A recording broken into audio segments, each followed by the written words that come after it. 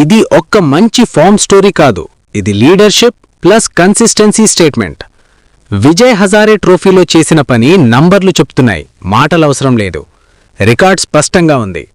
Cricket మ్యాచ్లు 4, కెప్టెన్గా విజయాలు 4/4, రిజల్ట్ 100% విన్ రేట్.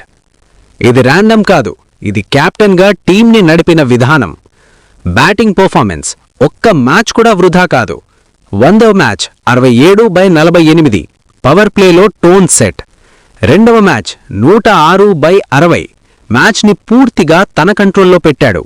3వ మ్యాచ్ 63/67, యాంకర్ రోల్, ఓర్పు. 4వ match 37/15, finisher mode, time waste లేదు. ఇక్కడ చాలామంది మిస్ చేస్తున్న అసలు పాయింట్, రింకు సింగ్ని ఇప్పటికీ చాలామంది ఐపీఎల్ ఫినిషర్ అనే బాక్స్లోనే పెట్టారు. అది తప్పు.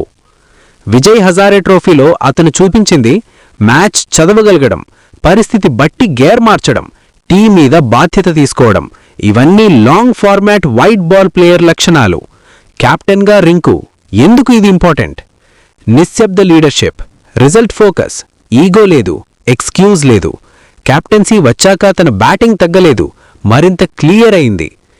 రింకు సింగ్ని ఇంకా చివరి 3 ఓవర్ల బ్యాటర్ అని మాత్రమే చూడడం క్రికెట్ అర్థం కాకపోవడమే. విజయ్ హజారే ట్రోఫీ 2026లో అతని ఇచ్చిన మెసేజ్ ఒక్కటే: నమ్మితే మ్యాచ్ గెలిపిస్తాను, బాధ్యత ఇస్తే టీం గెలిపిస్తాను. ఇంత క్లియర్ స్టేట్మెంట్ ఇంకేమి కావాలి?